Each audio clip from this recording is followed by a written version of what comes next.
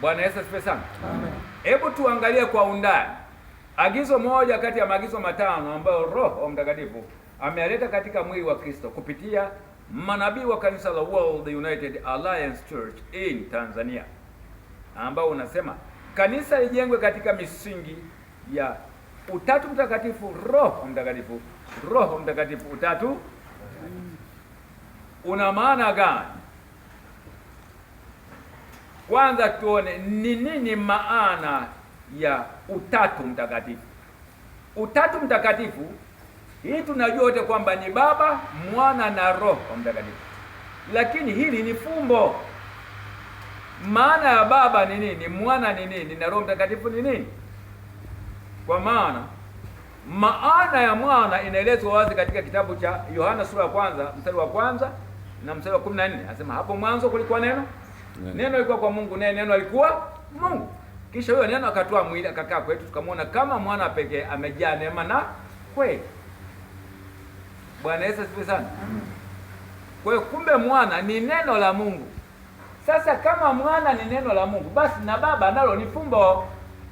Baba ni nini? Maandiko yanasema wazi kwamba Yesu akatufundisha, muombapo semeni baba yetu uliye, baba yetu uliye. Kumbe tunapoomba tunaomba kwa Baba. Kwa hiyo Baba ni maombi. Iwapo mwana ni neno, kumbe Baba ni nini? Ni maombi. Ukisema Baba na Mwana, maana yake neno na maombi. Tuko pamoja mpaka hapo? Tuko pamoja? Sasa kama mwana ni neno, Baba ni maombi, je, Roho Mtakatifu ni nini? Tunakwenda pale katika Yeremia 33:3. Niteni nami nitaitika, kisha itakuonyesheni mambo makubwa na magumu msio yajua. Kumbe Roho Mtakatifu huwa anatufunulia mambo makubwa na magumu tusio yajua. Kumbe Roho Mtakatifu anashughulika na kutufunulia, ni ufunuo, ndoto, maono, unabii. Bwana Yesu asifiwe sana. Amen. Kwa hiyo kumbe Roho Mtakatifu, ukisikia Roho Mtakatifu kibiblia, maana yake ufunuo, ndoto, maono, ishara na kadhalika. Kwa hiyo huu Utatu Mtakatifu, Baba ni maombi ya dhabihu, Mwana ni neno la dhabihu, na ufunuo na Roho Mtakatifu ni ufunuo wa dhabihu. Kwa nini tumetaja dhabihu? Kwa sababu dhabihu ndio inambeba Roho Mtakatifu.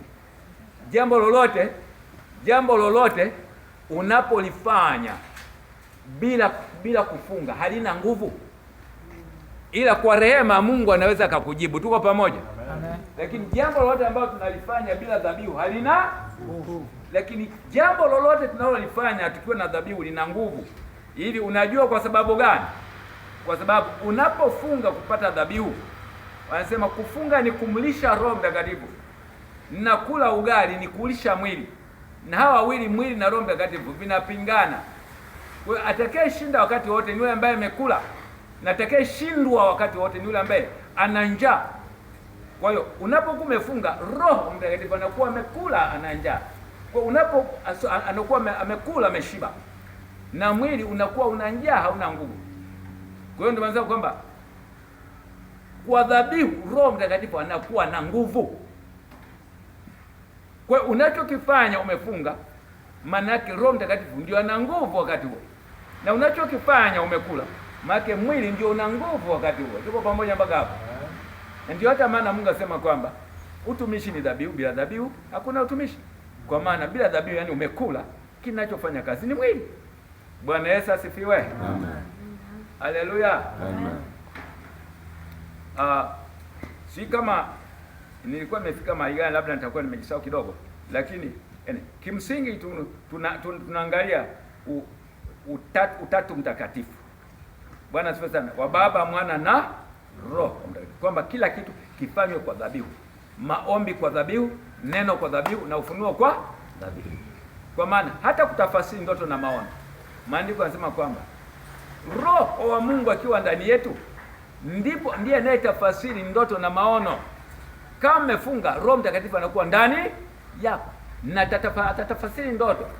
Lakini kama umekula, nguvu za kutafasiri zote zinakuwa zimeondoka. Kwa kila kitu kinahitaji dhabihu. Ufunuo dhabihu, neno dhabihu, na maombi yanahitaji dhabihu. Ndipo vinafanyika kwa nguvu, kwa sababu mwenye nguvu anakuwa ni Roho Mtakatifu ambaye anakuwa ameshiba kwa dhabihu. Yesu mwenyewe akasema, mtampa Mungu kitu gani ninyi? Sema nafsi yenu, hakuna zaidi hapo, yani dhabihu zenu. Bwana Yesu asifiwe. Amen. Kwa dhabihu tunamlisha Roho Mtakatifu na tuna usurubisha mwili. Yaani kusurubisha mwili ni kuudhoofisha mwili. Na tunaudhoofisha mwili ni kwa kufunga. Ndipo na udhoofisha mwili. Na unatia mwili nguvu kwa kula. Na mwili ukiwa na nguvu, maana dhambi ina nguvu ndani. Bwana Yesu asifiwe. Haya, ni huo Utatu Mtakatifu. Tuende tuangalie Roho wa Mtakatifu.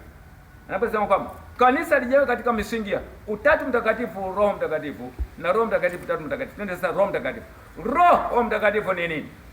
Roho Mtakatifu anasema ni kinara cha taa, kinara cha dhahabu, kinara cha taa cha dhahabu safi, na kina bakuli la mafuta juu yake, na mirija 7 na taa 7. Hii mirija inapeleka mafuta kwenye zile taa 7. Sasa kwa Roho Mtakatifu kimsingi ni mbeba taa 7, ni mbeba roho 7. Ukisema Roho Mtakatifu ni kama umetaja roho 7 za Mungu. Bwana Yesu asifiwe sana. Roho Mtakatifu anatimilika kwa undani zaidi unapomtaja kwa roho zake 7. Ndio maana maandiko yanasema vitabu vikafunguliwa na kitabu kikafunguliwa. Kwanza majina yasajiliwe kwenye vile vitabu 7 vya roho 7 za Mungu, na roho 7 zote za Mungu zikikubali na kukusajili kwenye vitabu vyao, ndipo sasa Roho Mtakatifu anakusajili kwenye kitabu, ile buku kubwa ile. Tuko pamoja hapo? Amen. Kwa hiyo zile roho 7 sasa Mungu anasema tuzijue roho 7 kwamba ndiyo utimilifu au undani wa Roho Mtakatifu. Kwa undani wa Roho Mtakatifu ni roho 7, ninazitaja. Roho ya kwanza kabisa inaitwa roho ya maarifa. Roho ya pili inaitwa roho ya uweza.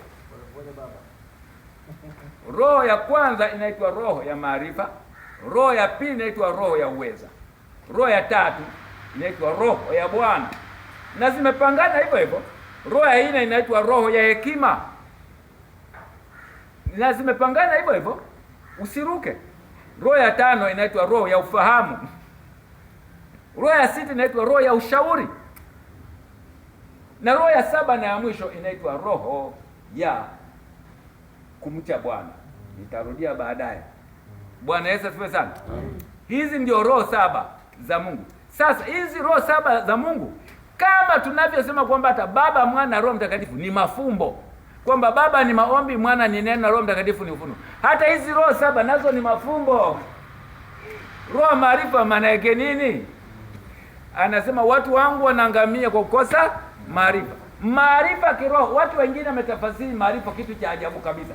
Lakini kumbe eti maarifa ni kujikana, ni kutoa mwili ili usiwe mwilini tena bali uwe rohoni. Maarifa ni kutoka mwilini uingie rohoni. Asiye na maarifa ni yule ambaye ameokoka na amekaa na mwili wake ndindindi. Tanga okoke hajavua mwili. Yaani hana mifungo. Tunavua mwili kwa mifungo. Nasema tuvue utu wa kale. Utu wa kale ni mwili kabla ya wokovu. Ulikuwa mnene na kitambi kule kama nilivyokuwa. Lakini baada ya wokovu nikauvua mwili. Kwa njia gani? Kwa kufunga, kuacha kula, kupunguza kula. Bwana Yesu asifiwe sana. Bwana Yesu asifiwe. Haleluya. Kwa hiyo maarifa ni kujikana. Ukitaka kunifuata sharti ufanye nini? Ujikane. Ukitaka kunifuata sharti jikane. Kwa mtu yote ambaye hajajikana hawezi kumfuata Yesu. Hawezi kumfuata. Sharti ya kumfuata Yesu ni kujikana. Na ukishijikana kwa sulubu, kwa usulubisha mwili, unakuwa ni wa Yesu. Sasa sema walio wa Yesu wameusulubisha mwili. Galatia 5:24. Sasa ukishajikana, yaani ukisha usulubisha mwili, tayari umekuwa ni wa Yesu, na sasa unamfuata Yesu. Ukitaka